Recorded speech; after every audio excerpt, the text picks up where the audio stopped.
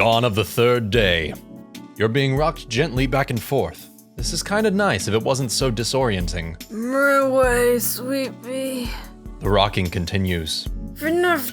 I'll get breaky soon. First pet names, and now you assume I cook breakfast for you? Presumptuous, aren't we? Buck, right. You're in Anon's bed. Come on, Brain, you're supposed to be on top of this. Okay, Darren, 2 things. 1, I haven't had my coffee, and 2, you gave me a vacation last night on the ESS Bourbon. Fine.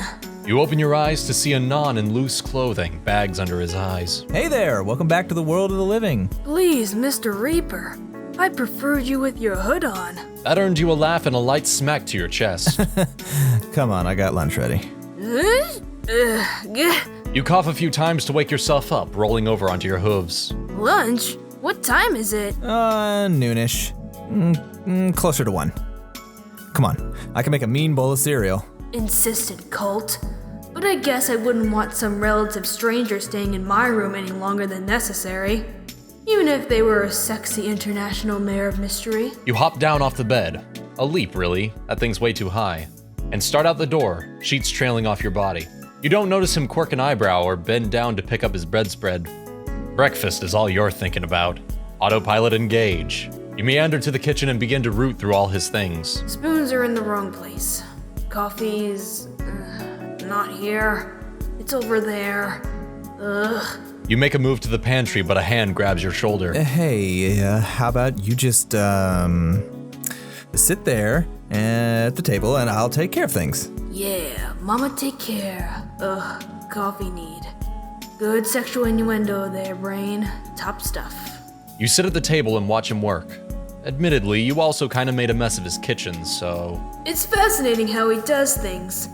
No hooves, of course, or mouth use. Just all hands and fingers. Coffee kettle's being prepared. Good. He places 2 bowls onto the table, some glasses and a couple cereal boxes, as well as fresh milk. I hope you don't mind if I don't cook today. Not the hoof-made breaking I'm used to, but it'll do for now. But I'll be sending this stallion to some home economics classes or something. He didn't even try to make an omelet. With how my other cults talk as they make them, it should be easy. Anyway, what do we got here? We have... You grin. Hey, don't judge. I'm not judging, just... Really? You grab and shake the box of frosted peanuts. He grabs it and grumbles as he pours himself a bowl. Half your shit here is made out of hay or alfalfa, or something else I can't eat. I can eat peanuts, so... Fair enough. What else is here? You look at the other box. Apple Jacks with a stylized mare kicking an apple tree. I could go for some Apple Jacks, I guess. Better than frosted peanuts. You pour yourself a bowl and add milk, digging in. Both of you eat in silence. Not awkwardly, but more in the fuck I'm really that hungry manner. Om nom. The smell of fresh coffee permeates the kitchen and you visibly perk up. He notices it too, and after he finishes his first bowl, he goes up to check on it. And... yes, the mugs are coming out! A few moments later, you're both sipping on the delicious lifeblood of the gods. So, what do you got planned for today? That depends. What day is it? Saturday. Dang it, okay. Figure out some way to be seen with this human in town. Cement that rumor. Would you like to? He shakes his head. Sorry, I'm gonna have to cut you off here. I've got plans with AJRD and Ponks. Maybe Monday or Tuesday we can try something, but my weekends are my own. Damn! Wait a minute. Okay, this could still work. Alright, no problem. I should probably touch base with Princess Sparkle. You can probably just call her Twilight. Everyone else does. Fine, Twilight. Compare notes, all that good stuff. Sounds like a plan. He smiles at you over the cup, his bed mane untamed. His eyes crinkle a little at the sides and... Buck, you need to go or else you're gonna do something sexy. Alright, I'll get moving. Do you need me to help you with anything? He shakes his head no. Nah, I can clean up here. Okay, so this cult is somewhat trained on housekeeping. Not too bad. You talk for a little while longer, finish up your cup, and leave. This time with your pack, because Brain was on point. Good job, Brain. No probs, daring. You take to the skies. Time to talk to a princess. Sunlight streamed through the open window. Little dust motes flew fitfully in the air currents, going here or there with no purpose at all. Inside, a princess sighing softly in her study. All was well and quiet for some good old-fashioned... You dramatically and awesomely, yeah, that's a word, shut up, bust through the open window, somersaulting over Twilight and landing perfectly in, you guessed it, a daring pose. Just do it! Okay, testing a new catchphrase? C+. Princess Mad levels, she so. Oh, hey there, Twi. Why can't any Pegasus just use the door? Twilight effectively uses the Royal Canterlot voice and also ends up busting out the other two windows in her study. Whoops. Your ears flat back against your head as she stares daggers at you. You close your eyes. Welp, gonna die now. Was a fun life. I just wish I had read it Anon once. Well, way more than once. Okay, I wanted to keep it as a little rut slave, but still. Wait, not dead yet? You risk opening an eye. The princess is there just breathing deep, doing this weird four-hoof thing. But it's calming her down, so whatevs. I'm sorry, Princess Twilight. Forgive an adventurer her quirks. I meant no harm. You bow. Come on, sappy apology, do your job. It's alright. I shouldn't get so mad over such small things. Twilight's horn glows and the windows repair themselves. And you can call me Twilight. I don't really like the princess title. Well, this is new. A down-to-earth royal? Huh. You rise. As you wish, Twilight. I thought it would be a great idea to come over and share with you my notes and observations. You have new data? The princess does this little happy dance. She also used the Royal Canterlot voice to do her girlish squeal. Well, Daring, you're death now. Have fun with that. After rolling around on the ground in extreme pain and extreme silence, Twilight casts a healing spell on you. So very sorry.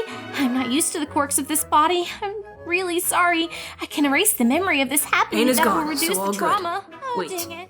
What was that about mind erasing? No thanks. No need to go into my brain meats.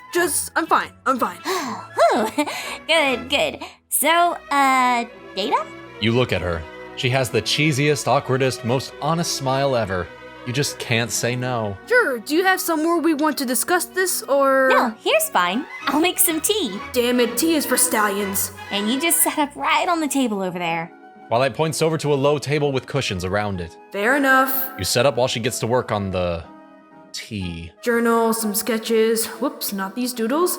And that's about all I got. You turn your head as you hear the gentle clopping of hooves against the floor. So I didn't know what type of tea you liked, so I ended up getting peppermint, if that's okay. It's fine. Do I really look like a mayor that likes tea?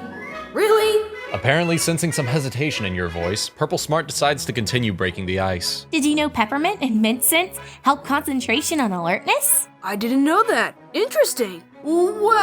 Wow! With this mare. If Rainbow was peacocking, this filly is the exact opposite. Honey, have you ever been touched by a cult? Twilight smiles. Yeah, there's a whole science behind. Hey, one science at a time, okay? Nope, gotta cut this off right now or I'll be here all day. Sure thing. So what you got for me? Now's the time to enact your super secret plan, Daring. Well, before we go into this, I was wondering something. Sure. What's on your mind? Twi sits down across from you. So, we've both done private observations, and that information is going to be useful, no doubt. But what if we were to both go on an, excursion and observe Anon? We can bounce ideas and theories off of each other, and then come back here and check our individual notes. Oh yeah, talk nerdy. Twilight's eyes sparkle and she shakes a little. Wow. Apparently you just gave her a nerdgasm. That's a brilliant idea! This way we can remove any individual biases in our observation and possibly obtain richer data! Whew, she just caught herself slipping into RCV. She's practically stuffing your backpack full of quills, ink, parchment, rope, what? Candles. Wow, okay, so we're going from preparedness to neurosis. How about we just plan on a date observation, Twilight stops in mid-stuff, blushing sheepishly. Oh, right. Sorry to get excited. She starts to pull out the 2 latex sneaking suits from your pack. No, keep those. You never know. Twilight nods. With heavy packs, the 2 of you go out to the balcony. Twilight closing the doors behind her. Only bitches use them, I say. You both take off, performing lazy circles to gain altitude. Every so often, you give her points on catching a thermal. She's getting used to flying, but is putting way too much energy into it. So, do you know where Anon is right now? When I left, he said he was going to hang out with RD, AJ, and Punks. It's Pinkie Pie. I don't know where Anon gets our nicknames from, and if that's the case, they're all pretty physical mares. Say what? So they're probably out doing a sport or at the lake. Doing a sport? This mare never gets out! I'll have to fix that. Being the cool mare to a princess is gonna have a lot of benefits. Let's check the lake first.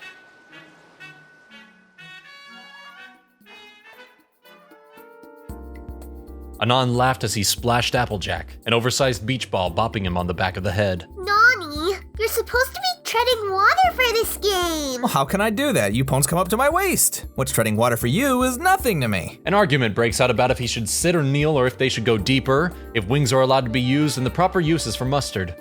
In a bush about 30 yards away, 2 sets of wings flutter between full and half mast. You don't even care that Twilight's been monologuing facts for the past half hour, Quill scratching on parchment in afterthought. You get wet, mane and on. I can see everything. No shirt at all. How? It's lewd, but every pony else is naked, so why is this and apes just... usually can't swim, so the fact that he's in a lake with no issues must mean he's okay with it. Also, apparently humans have their own sets of clothing for swimming. Question, do humans also wear clothing for bathing? Or further study? Whoa, hey there, get in on that. What do you mean further study? You want to watch him bathe? And full mast princess. No, it's for science. Hey, you should believe me, I'm not... You turn her head back towards the lake. Anon's apparently wrestling Rainbow Dash. On behalf of all other Pegasi, give him what for, Mare? This is also getting him wet and forcing him to flex those muscles. Those glistening arms. Oh. Yeah. The two of you spend the next few minutes just watching, the scratching of quill on parchment fading into the ambient background noise. Anon's apparently trying to get the ponies to play a game called Calvin Ball. You'll have to figure out a way to play it with him later. So now it's confirmed. Punk, Pinkie Pie, AJ, RD, and Princess Books over here all have the hots for the stallion. Plus me, that's... oh, Celestia. If we all join forces, we could be more powerful than he could possibly imagine. Of course, that means sharing. So... While thinking, you idly look over at Twilight's notes. oh. Apparently her subconscious takes over her quill when she's distracted. Okay, so she's a confirmed virgin. That position would be hell on your back, but points for creativity. Twilight apparently notices you're not panting next to her and turns to see what you're looking at.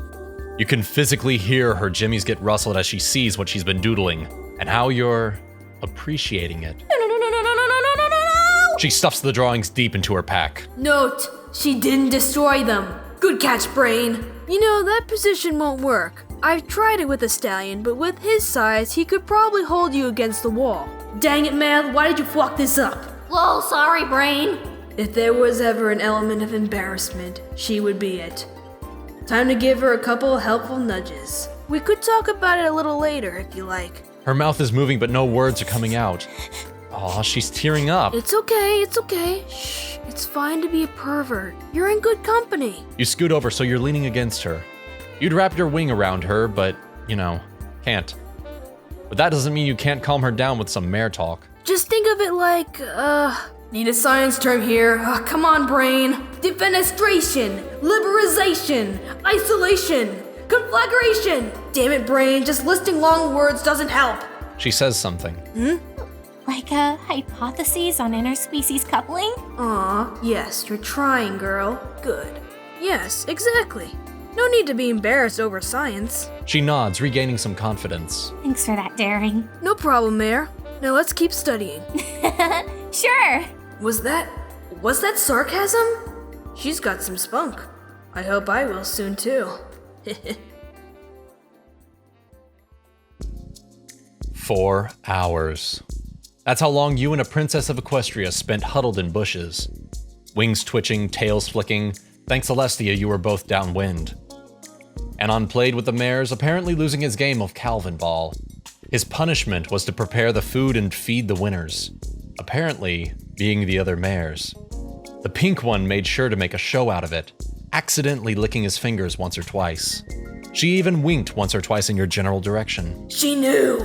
No pony must ever know! After being hand-fed by a wet, glistening, exotic stallion, those damn Wendigos took him back into town. probably to show him off. But this does let you know that his nose means nothing. You could tell that some of the girls were excited, but he either ignored them or didn't pick up on it.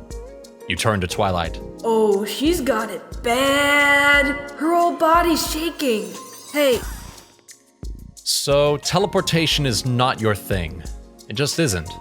Apparently, Twilight was so pent up that she just had to go home and take care of it right then and there. So there you are, along with some grass, a bit of bush, and the bark of the tree you were near. You look over, and Twilight is just madly half dancing, half shaking, as she roots through a dresser. wow, she even teleported me into her room. Well, never take a native's gift apart. Might as well cement my friendship with this mare and not fuck it up by doing something stupid. You race out of the bedroom, down the stairs, and out a window. Quietly, of course, but quickly. Ain't nobody got time for that. But what you do have time for is hunting that stallion. Flying lazily over town, you spot the herd you're looking for. Herd. You're even using relationship terms now. They're headed to that gingerbread house confectionery you saw a few days ago.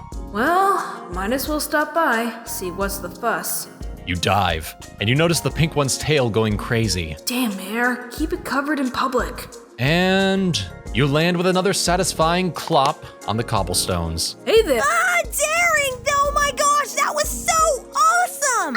Screaming, this is so much fun! Anon and AJ just seem to wince. Aw, I didn't even get to use my one-liner. You hold up your hooves to calm every pony down. That's enough. I just wanted to see what's going on. Oh, what have you been up to? Yeah, you're interested in me, I can taste it. Well, I shared some notes with Twilight. We made some observations. They will not find your body, mare. And we're taking a bit of a break. And considering I only ate what you made me this morning, I'm starving. The assembled mares turn as one to look at Anon. He shrugs. I'll make a damn good bowl of cereal. What can I say? These mares are not buying it. I mean, come on. An international star/multi-millionaire spends the night at an eligible stallion's house. Then that stallion and mare smell like each other. And then the stallion cooks for the mare the next morning? Okay, sugar-frosted peanuts isn't really cooking, but it still counts. Technically correct is the best kind of correct. Well, anyway, want to join us for some food? Anon just doesn't get the insinuation. I mean, I like airhead cults, but come on. You nod, taking a spot in front of Anon. Dash is kind of making sure to monopolize your time. It's alright. Every so often you flash your soon-to-be stallion. Just enough so it's not tasteless, but enough for him to get the hint. While talking to Dash, you turn to look and... Damn it, those other ponies are talking with him. He needs to be staring at my ass. How else will he love me? We're talking literal here. All cults want the V.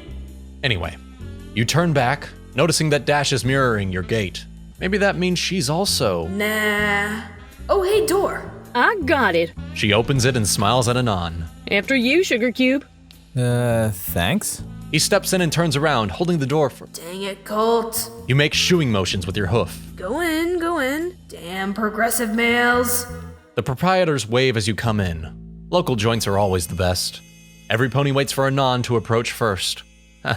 Not awkward at all or anything. You have anything you like, Anon? Yeah, it's on me today. Your body, the desert, no witnesses. You glare at Pinky for a little while and she smiles at you. That innocent, sweet, this mare just plays dumb smile. I'll have a coffee and a Claire and, how's the cheesy bread? Anon stares at the confections behind the glass. It's Wisconsin-licious.